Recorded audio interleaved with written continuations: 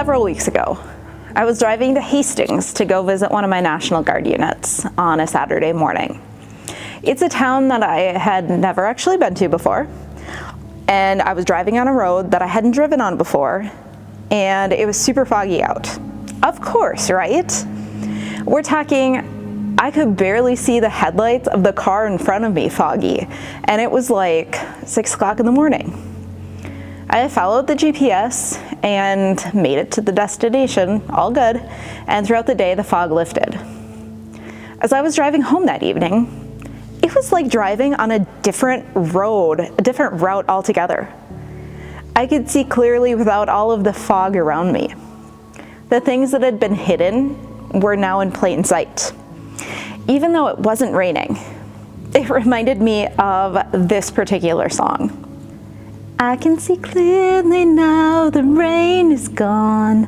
I can see all obstacles in my way. Gone are the dark clouds that had me blind. It's gonna be a bright, bright, bright, sunshiny day. You're welcome if that gets stuck in your head now. Now most, if not all of us, have had times in our lives where we feel like we're walking through a fog, or we have tunnel vision and we cannot see the larger picture of what's going on around us. And when we break free of that, it feels like we're waking up from a dream, or a fog has been lifted from us. When the world switches from black and white to technicolor, and things that we couldn't see before become clear. Now that fog that we're fighting against could be a number of things. Maybe it's depression or anxiety. Maybe it's being overwhelmed with work, both outside of the house and inside the house. Maybe it's school. Maybe a relationship. Maybe it's being hyper-focused on a particular goal that you've set for yourself. Or maybe it's a health condition. Maybe it's grief and loss. And maybe it's a set of beliefs that you were raised with and that you're wrestling with. Whatever that fog you are in right now, or that fog that you've come out of, whatever it is, it can be all-consuming. And walking out of it can be anything from a breath of fresh air to shock to a 2x4 in the back of the head, and lots of feelings in between. You might just be flabbergasted at the things that you notice now that you either didn't or couldn't before. Now on that same day, 2 of them were going to a village called Emmaus, about 7 miles from Jerusalem, and talking with each other about all these things that had happened. While they were talking and discussing, Jesus himself came near and went with them, but their eyes were kept from recognizing him.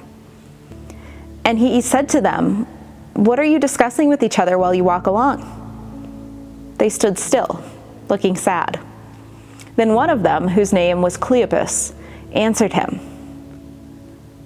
"Are you the only stranger in Jerusalem who does not know the things that have taken place there in these days?" He asked them, "What things?" They replied, "The things about Jesus of Nazareth, who was a mighty prophet in word and deed before God and all the people, and how our chief priests and leaders handed him over to be condemned to death and crucified him. But we had hoped that he was the one to redeem Israel. Yes, and besides all this, it is now the 3rd day since these things took place. Moreover, some of our women, the women in our group, astounded us.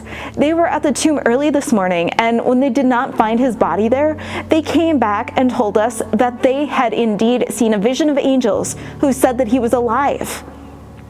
Some of those who were with us went to the tomb and found it just as the women had said, but they did not see him." Then Jesus said to them, "Oh, how foolish you are, and how slow of heart to believe all that the prophets have declared. Was it not necessary that the Messiah should suffer these things and then enter into his glory?" Then beginning with Moses and all the prophets, he interpreted to them the things about himself in all the scriptures. As they came near the village to which they were going, he walked ahead of them as if he were going on. But they urged him strongly, saying, "Stay with us, because it's almost evening, and the day is now nearly over." So he went in to stay with them. When he was at the table with them, he took bread, blessed and broke it, and gave it to them. Then their eyes were opened, and they recognized him, and he vanished from their sight. They said to each other, "Were not our hearts burning within us while he was talking to us on the road, while he was opening the scriptures to us?" That same hour, they got up and returned to Jerusalem, and they found the 11 and their companions gathered together. They were saying, "The Lord has risen indeed, and he has appeared to Simon." Then they told what had happened on the road and how he had been made known to them in the breaking of the bread. So that brings us to our focus text for today. This story of the road to Emmaus comes from Luke's gospel after Jesus' resurrection. It's usually read after Easter in the church year, as it takes place on the day of the resurrection. But it's a perfect example of how we can be renewed in God. Two disciples of Jesus, not part of the 12 men closest to Jesus, but still some of his disciples, one unnamed, one named Cleopas, were walking on the road to the village of Emmaus. It was like 7-ish miles from Jerusalem. And the death of Jesus was big news with the disciples, big news with everyone in that area. So naturally, that's what they were discussing. And Jesus shows up next to them. But they were so focused on Jesus' death and the claims from the women disciples from the tomb that they didn't recognize Jesus. And they were shocked that Jesus had no idea what they were talking about, seemingly. And the scripture states that their eyes were kept from recognizing him. So let's pause for a moment. How many of you have ever been so focused on something, be it a home project, a book that you're engrossed in, making a meal, watching something on YouTube, zoning out, daydreaming, homework, whatever, that you have failed to acknowledge someone talking to you or not notice them? So back in September, I took my two oldest to Lake George for Pokemon Go Community Day. And we were having a blast running around catching Charmanders. And we weren't paying a lot of attention to what was going on around us. Turns out my husband had brought our two youngest to the park later on, and he had been trying for an hour to get our attention, to let us know he was there. But we walked right past him a couple of times. And I got a lot of crap for that later. You know, I talk to my kids all the time about situational awareness. Pay attention to where you are, what you are around, who is around you, the things going on around you, the obstacles in your way, and the opportunities that present themselves. That day, though, I was not practicing good situational awareness. I was so focused on the task at hand that I missed what was going on around me. So now back to the story. Jesus walks with these two guys for a while. He lays out all the prophecies told about him in the scriptures. He calls them foolish and slow of heart for not believing the women, not believing Jesus, not believing the prophets. And they get to Emmaus and invite Jesus in for a meal. Jesus broke bread with them and blessed the bread. And then they finally recognized him. And then he disappeared. And the fog lifted. And they were like, how did we not recognize Jesus? Now, let's look at something from a little bit different perspective. Have you ever been 100% convinced that what you believe is the truth, nothing but the truth, and there is nothing and no one who can convince you otherwise? Even if the evidence against what you believe is so overwhelmingly stacked against your belief. Have you ever been in that place? Jesus was giving these two a rundown of everything that pointed to him being the Messiah. But they didn't see it until Jesus broke bread with them.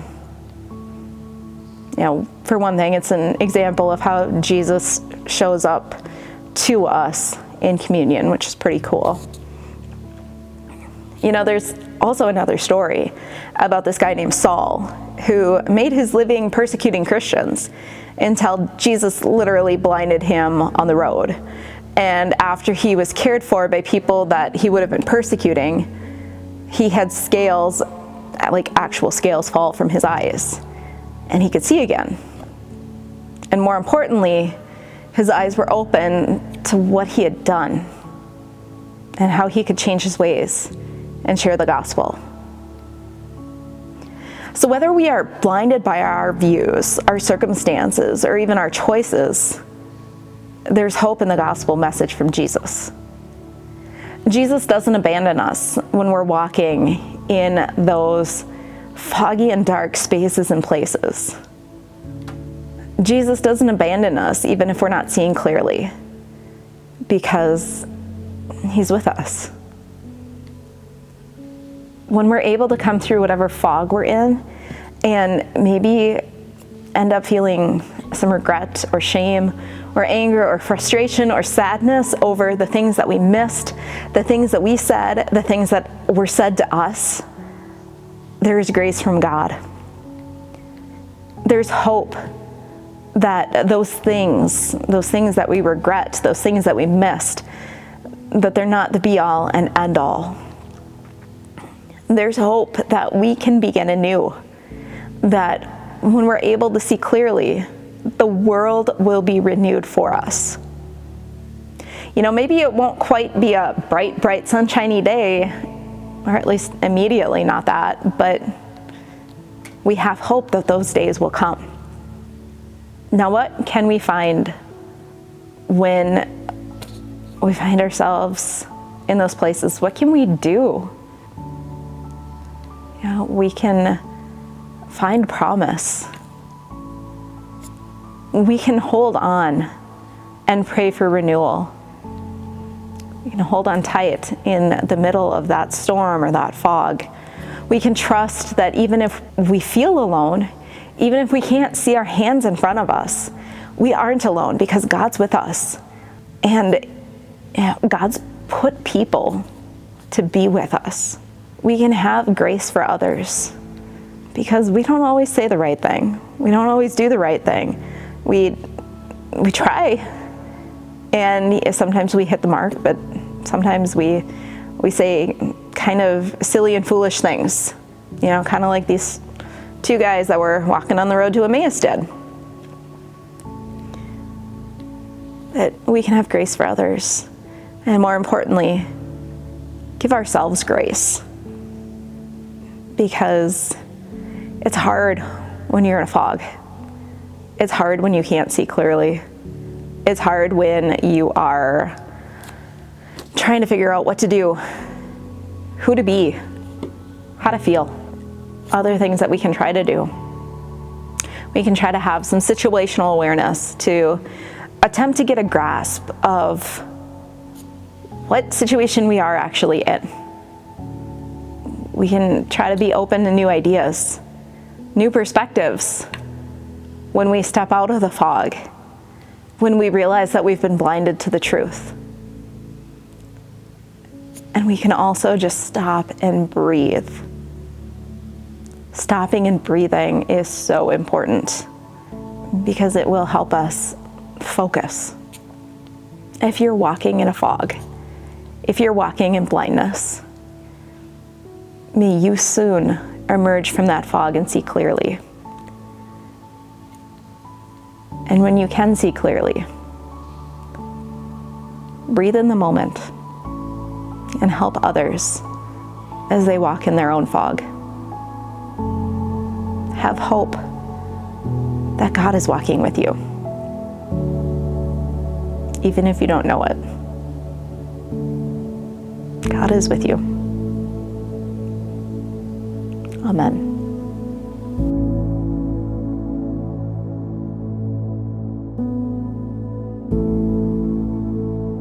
Go ahead and dive deeper into the message this week with these reflection questions. 1, when have you been blinded to the truth, and what opened your eyes? And 2, how would you say that you practice situational awareness?